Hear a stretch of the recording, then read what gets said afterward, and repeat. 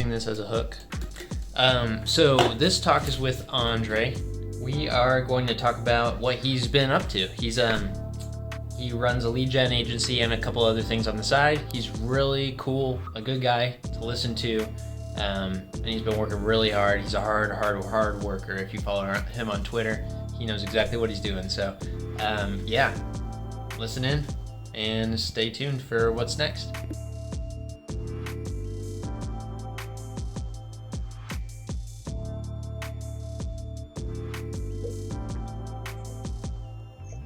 All right, guys, we got Andre here. I'm not in my normal place. I'm in a coffee shop.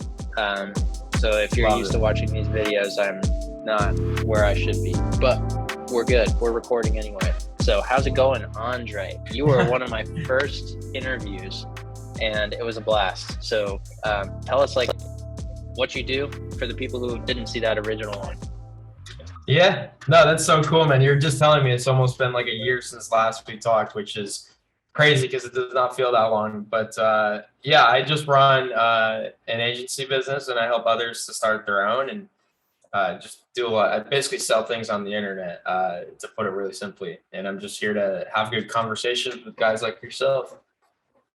So, dude, what do you sell though? You got to go into more detail. What exactly? More detail. Yes. I sell a lot of things. What do you geek out about? Yeah. Yeah. Cold email specifically is pretty funny because anytime we onboard a client, I'll tell the same exact story. And it always makes me and the client smile. So I could go into that story. So I sell cold email. And I'm like one of the few people probably on the planet that's passionate about cold email, which is just because it's a weird thing to be passionate about. Reason being is because in college, when I first got to university, I met up with Christian for the first time, and he's now one of my business partners and co-founders on all the different ventures that I'm a part of. And we started a podcast similar to like what you're doing. And we were just curious. We wanted to learn about, what other people on the internet are doing to make money, and really how they got to where they're at. Because we didn't know anything. We were just college students, and we were just bored with the different classes that, the school offered. So we wanted to get big name guests on our podcast so that people would take us serious. And the only way we knew how to do that was by reaching out to them and pitching them on it. And initially we started to do it through Instagram DMs. But at the time, this is actually crazy to think about. I wish this was still the case, but Instagram used to have like the person's email right on their profile. So at a certain point in time, we're like, let's just try emailing them because they would never answer through Instagram. And all of a sudden we start emailing these people and they answer. Not like at a crazy rate, but like enough would answer to make it so that like we get a big name guest on our podcast once or twice a week. And then obviously one big name guest would lead to more likelihood of the next coming on and whatever else.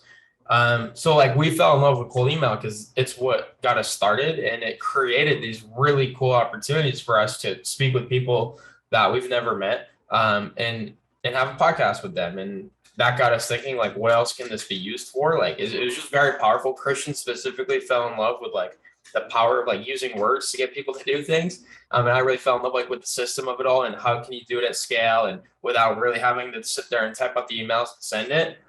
And so, yeah, now we just sell cold email and we help other businesses grow by sending cold emails on their behalf. That's great. I was going to ask, so you were sending cold emails on their behalf. What does that entail? You've been running this agency. You had talked about it on the last talk. So you've been doing it since then. And when did you start it? We started almost 2 years ago. In September, it'll be 2 years. Okay. All right. So, so what are the tools you use to break down to do those cold emails for them? Because I know you've got things like, you had initially launched a year ago, List Kit was new. Like that was the thing. It's crazy, man. Tomorrow is going to be the first anniversary of like our first ever List Kit order. Really? So okay. We'll have to do some celebrating. But yeah, dude, great question. In regards to the tools, the way I really come to explain cold email to, I guess, outsiders or people who don't do it on a daily basis is there's really three things to consider when cold emailing. The first is deliverability. So like first you have to send from a specific email and you want to make sure that email actually gets delivered or sent. So really simply, you set up like business email accounts. That's the first thing. And then you use a tool like QuickMail or Instantly or Mailshake. There's tons of different email sending tools that you can use that'll basically take your email account that you set up and use it to send out a sequence that we'll talk later about. That's the first thing, right? Like just the mechanics or the technology behind it. The second thing is now who do you want those emails to actually go out to? The overarching term there is targeting, right? Who do you want to target with these emails? And that's where ListKit was born. ListKit basically helps other B2B cold emailers or agencies to put together a list of their target market, or just basically a list of emails for them to plug into a tool like QuickMail that they could then send emails to. That's the second thing. And then the third thing is messaging. You have the email account, you have the sending tool, you have the list of emails for those to be sent out to. What do you actually say in the email, right? How do you get their attention? How do you get them to take the next step? And that's what, again, Christian is really focused on. That's how I like to think of cold email. It's really like those three things always. It's how you're going to deliver the emails, who you're going to deliver them to, and then what are you going to say? Sure. So how does that work in an agency setting when you've got team members? How many team members do you have? Are you doing everything yourself? No, thank God, no. It's myself, Christian's one of our co-founders, Dan is another co-founder who does all of our sales. And then our fulfillment team is we have I'd say two like project managers slash like VAs in a sense, and then two client success managers recently. So how does that work out across the team? What does each team member do? Yeah, it's a good question. So I still have a lot of involvement in regards to like strategy, because I think that's the most important thing is like there's these softwares, there's tools like ListKit, like whatever, like those are all out there and anyone can use them. But the overall strategy is what's most important. And that just consists of like, who are you targeting and why? And what are you saying in your messaging and why? And that's really just me and Christian in tandem still.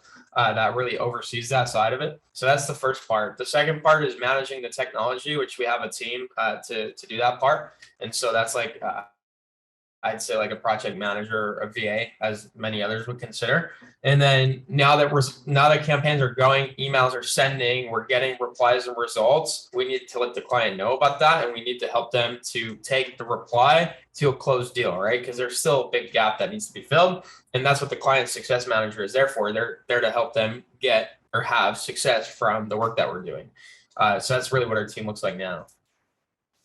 Okay, very neat, very neat. And over this past year, what have you learned? What have you learned when it comes to your agency? What are the big takeaways that you've, the main things that you've built that you've been able to take big experiences from? I'd say a few things. The number one, always results matter more than anything else.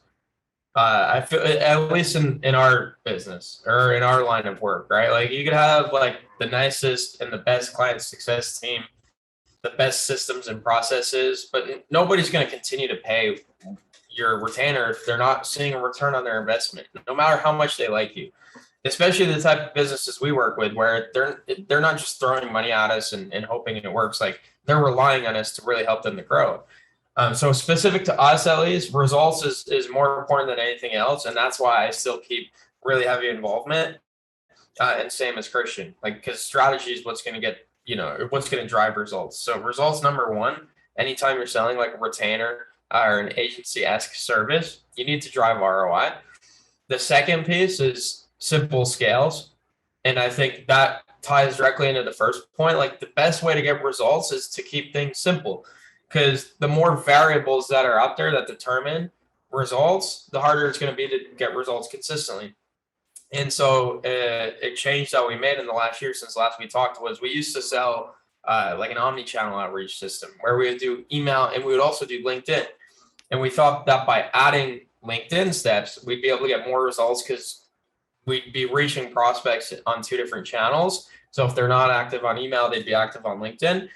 What that actually did was counterintuitive, and it made our process more complicated. We relied on more software, we relied on more channels, we relied on more people, and it ultimately basically split our efforts in two. Whereas now we strictly focus on email, and we could go all in on email, and double down on that, knowing that it works and that it's simple and it's a repeatable process across everyone we work with. So I would say those are the two main lessons: is figure out how to get results that matter and figure out how to simplify the process in doing so. And then just build a team around that. The third thing would just build a team to make all that happen. Yeah. Yeah, that's great. How have you, that LinkedIn thing, you were trying to add LinkedIn and it complicated your process and you said simple scales. Can you go into that a bit more? What does it look like to scale an agency that, what has been your experience in the past year, maybe when it comes to scaling, and what's your plan in the future for scaling? Yeah, this is like super in the weeds and super technical, like specific to our agency and the work that we do. But the reason LinkedIn wasn't scalable and the reason it was preventing our clients to scale with outreach is because it's a social media platform, right? Like you can only send from your account. You can't really create fake accounts of yourself on social media. Otherwise, you diminish your image, right? Like your public image can be negatively affected in that way. Whereas cold email, the reason cold email is so great is because you can just set up fake accounts essentially that never get seen. It's on a social profile. It's just an email that exists on a domain that isn't even used. So the risk to reward ratio is like there's no risk setting up 100 cold email accounts because nobody's going to find out unless they receive an email from one of them. Whereas if you set up a bunch of LinkedIn accounts, they're probably going to ban you because they're going to see there's multiple people using the same name all of a sudden. And there's also limits on it because LinkedIn was not built to prospect, right? It was built as a social media platform to find jobs and to conduct business. Whereas email it's a channel where you can reach out to people directly. So email is just a lot more accessible than LinkedIn is for the work that we do, which is sending messages to people directly. And so, yeah, we noticed that. And we just realized that like, hey, we could only have one LinkedIn account, which means we could only have one email account. Because if we want to do omnichannel, it's got to be equal. Otherwise, it wouldn't make sense. So instead of doing both, let's just do email, but have 5 emails or 10 emails. And all of a sudden, like we get 5x or 10x results because there's just that much more volume. And that's really what it is with cold outreach is volume. It's a volume game. A lot of the times you still want to have quality as well, because there's other things to consider, but it's a lot of it has to do with volume. Okay, very cool. Scaling wise, how has that worked on the lead gen side of things? Have you, are you trying to prioritize adding more clients aggressively, or are you trying to get less clients, growing less in that way, but more quality and raising prices? How are you approaching that side of things? Yeah. Making that conversion. It's another great question. I would say what's really helped us in the past year is definitely to increase prices. So there's always this talk on Twitter specifically, like in money Twitter, of like raise your prices. And I think there just needs to be more of a conversation around why raising prices actually can work and help you grow. And it's not just because, you're now more expensive and you now need less clients to get to 10K a month or whatever it is whatever your goal is. When we raised our prices, it gave us obviously more money to then go and invest into getting that client results. So it always comes back to the results, right? And I think this is a point that people miss is like they think they could just like, I'm going to sell this for 5K and tomorrow I'm going to wake up and sell for 10K and not change anything on how I actually deliver the service. Sure, you're going to have MRR, but it's going to last for 1 or 2 months and you're going to, no longer exist after that. So the reason you increase prices, sure, is to attract higher quality clients, but it's also to give yourself more room to invest and improve the chances that you get that client results. So yes, we've increased our prices, which I think has helped us to put better systems in place to get results, to hire a team, to be there more consistently to help clients get results. And yeah, we're kind of right in the middle. Like we have a really good process and system and backend and team to help us to scale. So we're trying to bring on clients pretty quick while also maintaining a really high standard of work on the back end. So it's not like too aggressive where we're doing anything differently than before. We're just a lot more confident when we go out and acquire customers now. Yeah, I was going to ask, and it's fine if you don't have anything, but if you had any specific thing that you're focusing on in the next year or maybe the rest of 2022 that you're trying to hone in on so that you can scale more aggressively or more strategically? Yeah, it's a great question. I think right now it's helping both of my partners, Dan and Christian, to go out and kind of build their own teams, right? Like I've done a good job to build the team overall, but I think as kind of like a leader, I have to go in and help Christian find the next version of himself, right? Because he's going to get to a point where he can't keep up with all the clients that we're onboarding because he's sitting there writing scripts. So I have to kind of go and hold his hand and show him how to find a copywriter that we could have long term.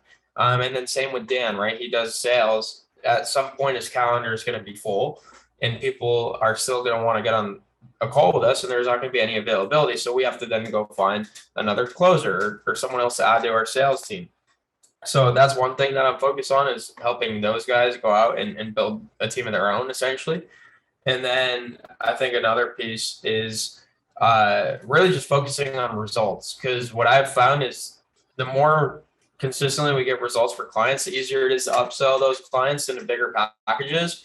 And those clients then become like our biggest, like they become a sales team for us. Like we just got a really good result for a client and we got a testimonial out of it. And we've used that testimonial now in a really targeted email campaign because we know all the different businesses that have the same offer that he does. And we're just saying, hey, look what we did for this client. We could do the same for you. Let's talk. And so focusing on stuff like that, building case studies, and I guess really like success stories and using those to really drive more business is going to be key. That's amazing. That sounds like a great place to be, helping your teammates grow out their teams. That's where the Ridge kind of was about a year ago. I guess even before that, but you know, when I was hired on, it was kind of that way. It's like, we need to actually build out these teams instead of have one-man shows. So you've provided a lot of information here. I kind of wanted to switch topics really quick and talk about Twitter. You are so active on Twitter, more active than anyone I follow, I think. I try to follow a very limited list of people just to keep the information concise. Why do you post so much? And what's the point? Yeah, I would say, I don't know. I feel like since I've joined Twitter a little over a year ago, it's seriously changed my life.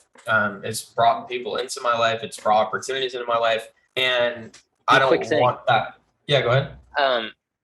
Were you at? I think I saw one of your tweets at one point was that you were at like 0 followers like a year and a half ago. Is that true? Yeah, I started my account in April of last year. Yeah, so that's insane. You're at like what, 15K or something like that? I'm at 21 now somehow. Dude, probably 20 are bots, right?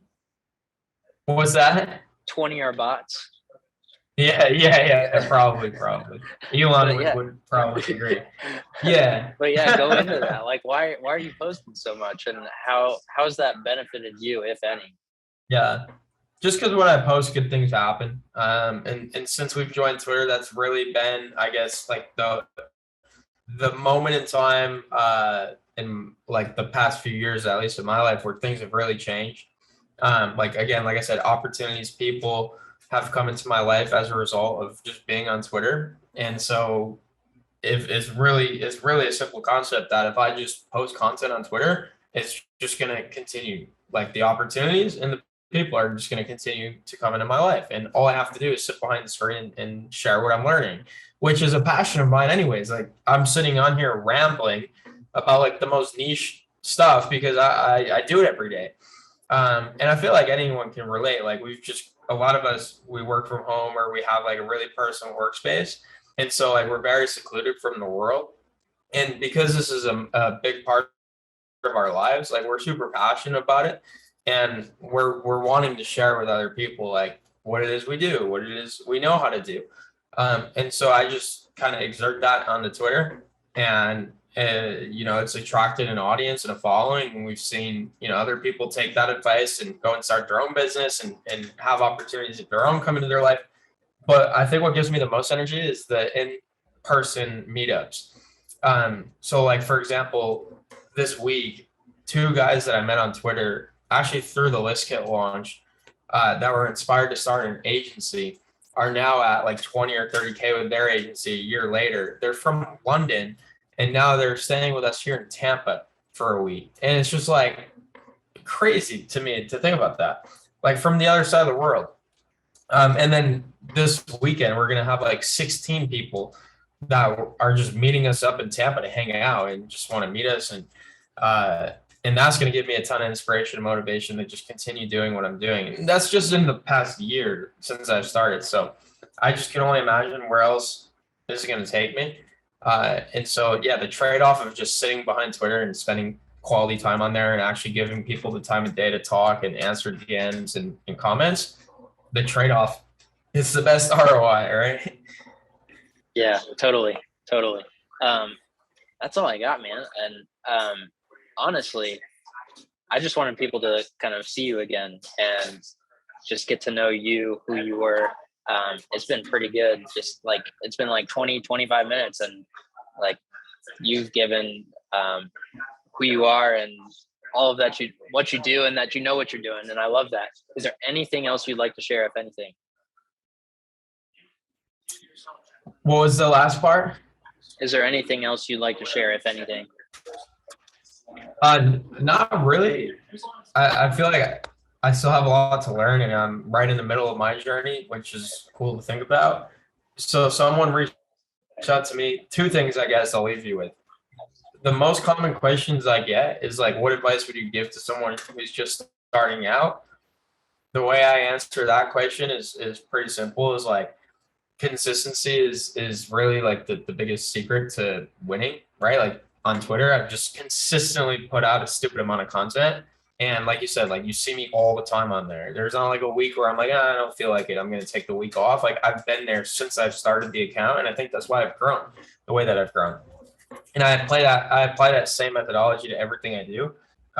With our podcast, we attracted top guests because we did a podcast every single week for like 178 weeks. And like people respect that, and that eventually leads to things going your way. So people get into entrepreneurship and then eventually out of entrepreneurship is because what they expect to happen, their emotions are tied to the outcome, right?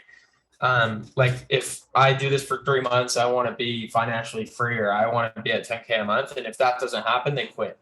And so what I tell them is to detach your emotion from the output and instead focus and celebrate your inputs. So if you show up every day, you send 3 tweets, and that was your goal, celebrate yourself for doing that. Don't say, oh, I didn't hit 10 likes, or I didn't hit 1,000 followers, because you don't really control that. You control what's going to get you there, which is tweeting a certain amount or liking and commenting on 10 other people's posts, right? So focus on the inputs. And then all this to say, once you do this for long enough, live in the day, measure by the decade. Some days it's going to be terrible. Like you're going to feel really down. You're going to think, should I really be doing this? Should I quit? And then some days it's going to be really like enjoyable. Like it's awesome. I'm on the right path. Ignore both those extremes and just continue to put in the consistent effort every day and measure by the decade, right? Like, so if you do something for every day for a year, in the day, it might seem like you're not making any progress. Like, oh, I only gained 3 followers. But at the end of the year, like we just look back, oh, 21,000 followers. Like, how'd that happen? Like, I was just at 0, right? So live in the day, measure by the decade. That's the first piece, right? The second is, if I were to start an agency from scratch today, what would I do? Like specifically, and I've been telling people like recently, I'm really onto this idea of content writing as a service for a bunch of different reasons. So if you're considering starting an agency, look into content writing. I just think it's a really straightforward fulfillment process. It's very simple, right? It's just you write content, and there's a lot of tools out there that can help you to do that pretty effectively. And yeah, it's just so simple. So those are the two things I'd leave you guys with. I love it. It sounds like you're talking to me yesterday, like exactly how I was feeling. Like, I'm not feeling progress. Oh, what should Andre say? Oh, this is exactly what I should do. Yeah. It's hilarious. I love it. Live in the day, measure by a decade. Like right here above my desk, it's a picture with that quote. And I swear, like if you don't have it in your bedroom, put it on your phone or put it somewhere, but like live in the day, measure by a decade. If you hear that multiple times a day, you'll have bad days, but you'll never quit. Right? Like so good, man. That's there. Yeah, right. Where can people find you? Twitter, man. That's it. I deleted all my other social media platforms. Oh, you did? Twitter. Yeah, All but right. not just because I'm doing well on Twitter. I just don't. I'm not a fan of social media in general. Like I said, like what gives me energy is those in-person meetups and seeing people in person and experiencing things with them. So yeah, Twitter is it for now. It's just my name at Andre Haykal Jr. And yeah, I'm on there a lot, as someone has pointed out. So if you need anything and want to just chat it up, shoot me a DM and whatever else. Yeah, definitely follow him. Keep up to date with him. So, all right. Thank you, Andre. Appreciate it. Yeah, likewise, man. Appreciate you. Hey, if you like this video, you should like it, subscribe, ring the bell, and then go follow me on Twitter, because that's where I'm posting all the announcements about stuff like this. So, yeah, I'll talk to you later. Stay tuned for the next video.